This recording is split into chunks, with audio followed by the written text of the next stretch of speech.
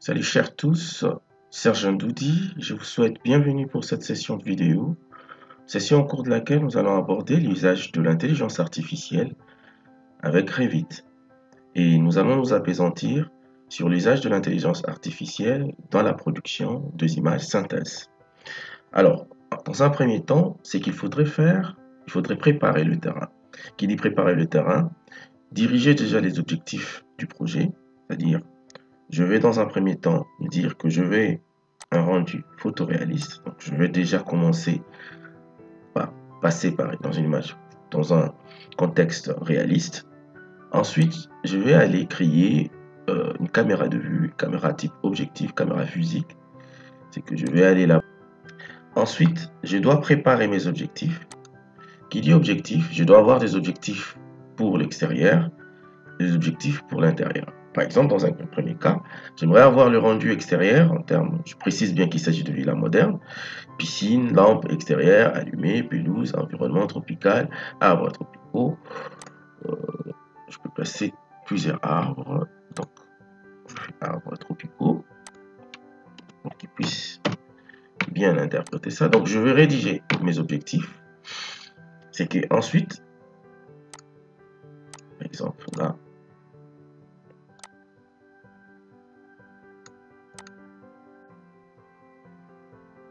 je vais justement agrandir ici, 500, échelle, et puis je reviens appliquer, OK.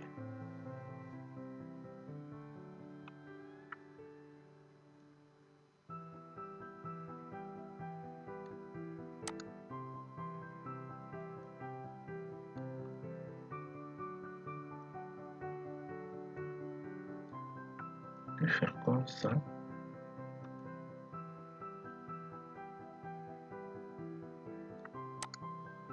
Et je vais venir justement faire ça. Réaliste. Si je vais récupérer ça, donc vous comprenez, je vais faire la même chose. Je vais venir ici, fermer et déclarer que j'aimerais basculer sur Evolve Lab. Je vais maintenant, ici, dans Evolve Lab, vous avez la possibilité de renseigner. Premièrement, c'est Geometry Override. Geometry Override vous sert à quoi? C'est qu'il vous permet justement de spécifier, de donner en fait à l'intelligence artificielle les pouvoirs changer votre géométrie. Pour moi, j'aimerais pas vraiment qu'il puisse changer de géométrie. Donc, je vais garder ça, par exemple, à 50. Je vais être là à 50. Alors, Material Override, c'est que si vous voulez qu'il puisse vous proposer, faire des propositions de matériaux, donc changer les matériaux, textures, vous va dire 100%, donc il va tout changer. Sinon, je peux faire 80 ou 75 au pouvoir de changement. Alors, dans la version, vous avez vu que là, nous avons une largeur qui est limitée.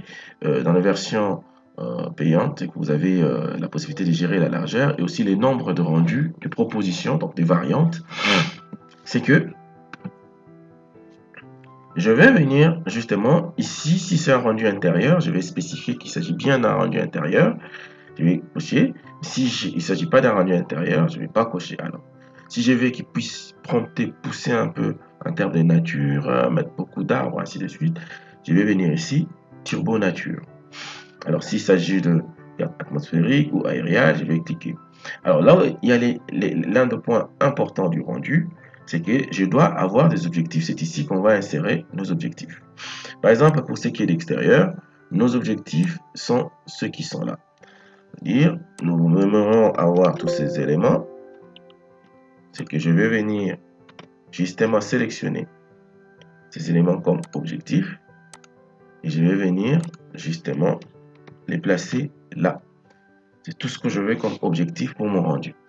Et enfin, vous avez ici Prompt Strength qui vous dit, en fait, qui permet à ce que vous puissiez décider ou déclarer la possibilité de réaliser tous ces éléments-là. Moi, j'aimerais qu'ils puissent réaliser ça à 100%, ou bien je vais aller 90%. Dans un premier temps, en ayant bien la connexion Internet, je vais lancer, je vais attendre la proposition qui va me fournir. ce qui ne prend pas normalement beaucoup de temps. Cela dépend de votre internet, ce que vous avez. Et là, n'oubliez pas que nous avions demandé qu'il ne puisse pas trop modifier la géométrie. Voilà les rendus qu'il nous a proposés. Donc, par rapport à notre modèle, ça c'est un premier rendu avec notre piscine. Et nous avons tout ce qui est grass. Maintenant, si je veux qu'il puisse réellement me proposer un changement, je vais aller jusqu'à 80. Je vais ici pousser 80. J'ai dit turbo nature. Je garde le même objectif et je vais faire rendu. Vous verrez qu'il va aller un peu plus loin. Donc, je lui ai demandé qu'il puisse allumer les lampes intérieures et ainsi de suite. Coucher de soleil, crépuscule, tous ces éléments-là. Il a réalisé. Donc, nous allons attendre. Il va nous proposer un second. Et cette fois-ci, il va nous faire une variante de notre maquette. C'est-à-dire, il va changer. Voilà. Il nous a fait une variante. Il a complètement changé notre maquette, notre modèle. C'est qu'il met en gardant, en partant de base, c'est qu'il sait que nous avions une proposition d'avoir une terrasse, nous avions un R+2, nous avions une piscine extérieure et nous avons un coin de recueillement ici à côté, juste à côté. Et tout ce que nous avions demandé, il nous a fait nos deux propositions. Comme nous pouvons voir, ici lorsqu'on entre, nous pouvons trouver nos propositions, c'est-à-dire une première proposition qui est celle-là, deuxième sans changer en gardant un type mode cartoon, troisième proposition, et nous allons voir la proposition qu'il nous a proposée tout à l'heure, et ça c'est la dernière. Nous allons voir maintenant comment, si j'aimerais maintenant travailler en interne, donc je garde ce rendu, c'est qui après je pourrais voir si je vais avec ces propositions ou sinon je vais juste ramener ici à 0 pour garder mes éléments. Si je veux qu'ils ne changent rien, qu'ils fassent les rendus avec les textures telles que j'ai données, alors là, il faudrait réellement créer des textures, des images HDR, des images, je dirais, des textures avec images photoréalistes pour que ça puisse, que vous puissiez avoir de rendu photoréaliste. Sinon, il va vous faire un rendu avec tel que vous le voyez actuellement, qui n'est pas top. C'est que ça va moins s'intégrer dans l'environnement. L'environnement sera très réalistique, mais par contre, votre modèle ne le sera pas. Alors, comment je fais maintenant si je vais faire un rendu intérieur? Je vais aller juste par exemple là. Je vais prendre par exemple une pièce, je prends salon, un séjour, je vais aller ici, vue. Je vais créer justement une vue en termes de caméra, juste intérieur, comme ça. C'est bon, je vais basculer dans ma vue. Je vais venir régler en termes de dimension, je dis 300, mettre à l'échelle et appliquer. Voilà. Je peux justement faire ceci et essayer d'agrandir encore un peu plus. 550, mise à l'échelle et appliquer. Ok. J'ai ça. Et je vais faire comme tout à l'heure, élevé, réaliste. Je fais ceci. Et je vais fermer Evolve Lab. Il est déjà fermé. Je vais venir les lancer. Et nous avons nos objectifs pour le rendu intérieur que je vais récupérer justement pour intégrer dans Evolve Lab. Ce que je vais dire, voilà pour la géométrie, je te ramène à 65. Pour les matériaux, je te laisse du 100%, tu changes complètement. Et j'ai dit, je spécifie qu'il s'agit d'un rendu intérieur et je place mes objectifs là-bas. Réalisation de ça, 100%. Et je vais justement lancer et attendre la proposition, la fameuse proposition.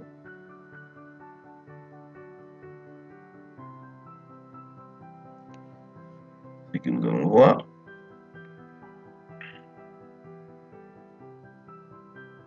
Nous allons voir que là, il nous a fait une proposition. Alors, si je veux qu'il ne puisse pas changer de géométrie, je vais faire ceci. matériaux complètement changés, toujours avec les mêmes objectifs. Je vais lancer et attendre. Parce que j'ai demandé qu'il puisse me placer des lustres, des postes encastrés, des lampes en applique murale. C'est tout ce que j'ai demandé ici. Et cette fois-ci, je lui ai dit, écoutez, monsieur, ne me change pas de géométrie.